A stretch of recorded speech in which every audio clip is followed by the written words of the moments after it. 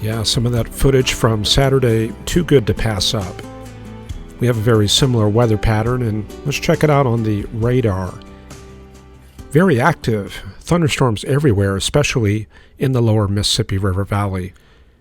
Let's run this back about 24 hours and see what things look like. This was about 4:30 yesterday, and we can divide this into maybe three areas. One is this monsoon thunderstorm area in the southwestern U.S. Also, we have this air mass, so-called air mass thunderstorm area in the southeast. And then up to the north, it appears we have some organized storms possibly associated with the jet stream. These have more of an organized look. They're forming along specific axes, and they're a little bit more intense. And let's run this forward and see what happens exactly. We'll run this forward, and we see that the line in Oklahoma dissipates, but things really get going up to the north. This is about 10 o'clock last night. Big MCS rolls out of Nebraska into Kansas. Thunderstorms everywhere from Enid, Woodward up to Salina. And then ending the sequence about 10 a.m. this morning, some fragments falling apart there in Oklahoma. And whatever we have up north as far as organized storms, that may be up there in Illinois. Now the rest of it, yeah, this is all a combination of, it's all basically summertime storms. And there's certainly a lot of it in Texas, and we know that the Gulf is open. We've got tropical flow coming inland. And I would bet this time there's probably a little bit of help from the upper levels. So starting out with our look in the southwestern U.S., storms everywhere from the southern Rockies into northwestern Nevada. Any boundaries? Not really. Can't really see much. Maybe one out here in Missouri. That's off the edge, but a lot of this looks like orographic and air mass type thunderstorms. There's the surface chart at this hour. The 70s dew points, those are found pretty much along this little easterly wave type feature in central Texas, and then 70s up into Kansas like that, and then up into Illinois where we've got 76 around the, I guess that'd be Salem, Carbondale, out in that area. So yeah, certainly a very sultry air mass out to the east. In West Texas, flow is from the east also, but the dew points are a little bit lower. It looks like some of that moisture has mixed out into the mid and upper levels. And some evidence of the dry line, it's losing definition, but I think we could place it basically from about Garden City down to Tucumcari and out towards the Guadalupe Peak area. So, yeah, a bit of a change from a couple weeks ago. And then, of course, out in the southwest deserts, typical continental tropical air with a heat low, actually a series of heat lows established as a trough through that area. In the northwestern U.S., we've got the hot air mass in place out here, but none of the moisture has made it up in that region. It's strange how you could be someplace like Boise or Burns, and you look to the south, and you can see the clouds going up and the showers, but too far away. And they are hurting for rain.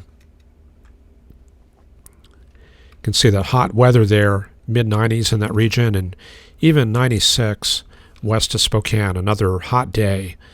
Portland, though, it's cooled down to 80. It looks like that marine layer has pushed inland a bit in response to that very strong heating. Then along the eastern slopes of the Rocky Mountains, looks like we have that old front kind of park there. Temperatures are coming up east of there into the 80s.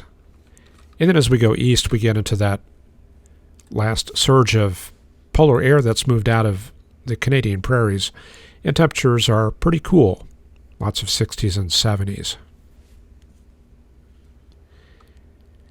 In the northeast states, that cold air that was up over Quebec and Ontario has moved into the New England region. And we're seeing those cloud streets spreading across New Hampshire, Vermont, New York. and that's bringing in cooler air from the northwest.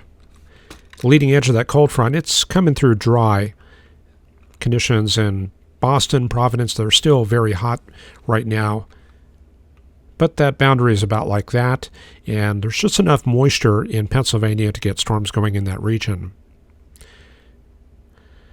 The front does weaken through West Virginia and Ohio, but then it picks up into this next system, and we pick up the next baroclinic low with fronts, and that's helping to concentrate some storms in that area there.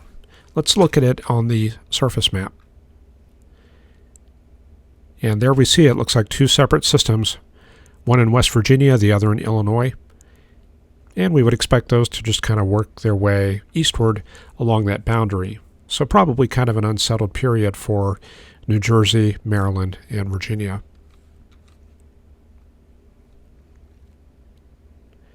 And then circling around back to the southeastern U.S., very typical for this time of year. Don't see much going on there. Maybe kind of a weak low west of Atlanta.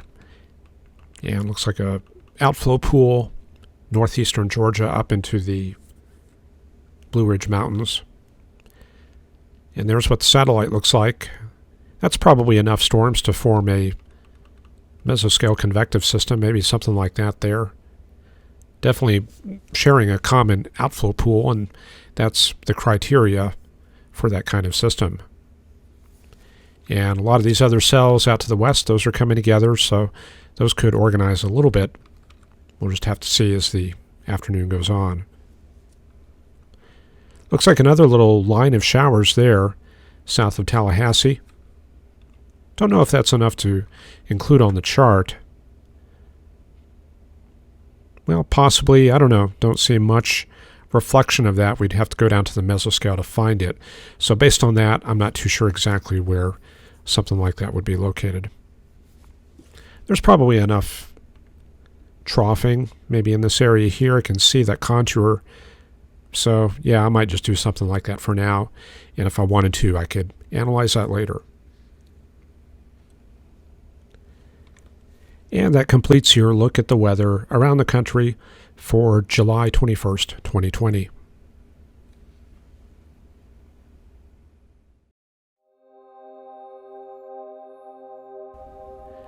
We still have Comet Neowise out there. We drove out and took a look at that on Saturday evening, and it was visible. The problem is that you're not going to be able to see it in an urban setting due to all the light pollution, but in a dark sky with dark adjusted eyes, it is barely visible and is definitely noticeable. You can see the shape and everything. Now, one problem we're going to be seeing, and let me show this to you first. This is looking to the west about 30 minutes to an hour after dark. It's going to look like that. And the sun will be down here and the comet located right there. The best way to find the comet, what you want to do is you want to kind of look up and find the Big Dipper. See that right there? Big Dipper located right like that. And what you'll be looking for is the bottom of the pan right there. And you can use that as a guide to find where the comet is. You're going to go out along the bottom of the pan, make a 90-degree hook, and maybe go a little bit out, and that's where it's going to be. So that's going to be about maybe 2 pan lengths. Great way to find it. That's how I found it Saturday evening. The rule of thumb I used was a little bit different. But let me show you one problem we're going to be getting into, and that's the moon. The moon is coming out of the new moon phase, going to first quarter. So when we run it forward, let me go to tomorrow. Yeah, see that moon there starting to rise, and then we go forward another day. So the moon is starting to fill the sky with a little bit of illumination out there. That could be enough to mess with a comet, and the comet is also going to be dimming slightly due to the decreasing solar wind as it moves outward. On the 26th, it's going to look like that, and there's the moon, almost first quarter, and I'm a little concerned that could be enough to wash it out. But the comet will be prominent later and later into the evening, so that's one good thing it has going for it. Now, another thing that you may want to check out while you're out there, look out to your southeast, and you're going to see Saturn and Jupiter out there. Jupiter will be on the right and Saturn on the left. It's a very distinct, kind of like a big double set of stars. Now, we're going to be at opposition with Saturn and Jupiter, so not only is it closest to the Earth, it's also got most of the disk filled, so it's going to be great viewing conditions for those two. So if you have binoculars or a telescope, definitely want to check that out. And what's this thing over here to the south? Antares. Okay, another thing to watch out for. That's going to be your night sky. Check it out.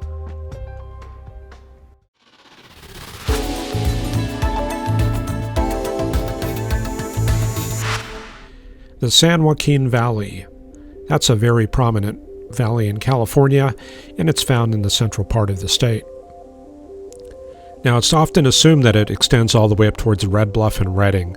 It actually doesn't. This is actually the Sacramento Valley. But talking about it in general, yeah, you could probably refer to all that as a San Joaquin Valley. But I would be careful with that distinction.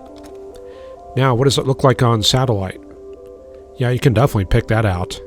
It is very visible. That's going to be bounded on the east by the Sierra Nevada Range.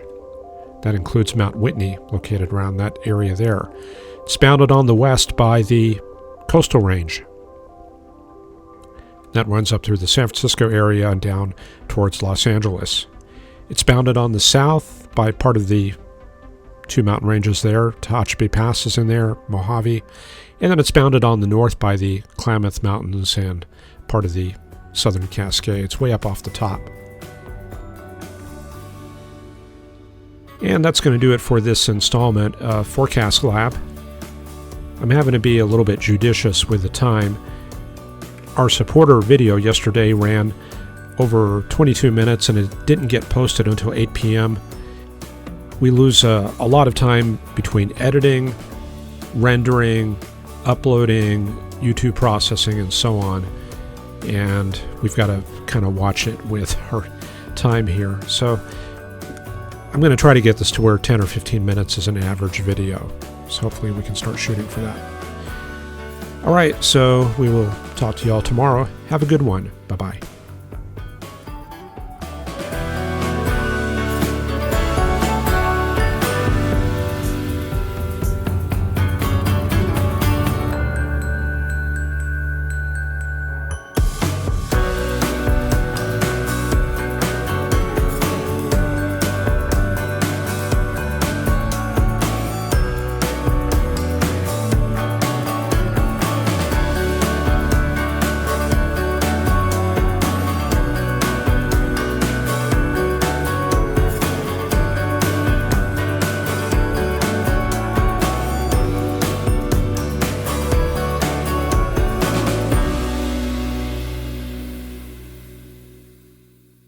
I'd be glad to carve you that. Thinner slices are more tender, though. Would that be all right?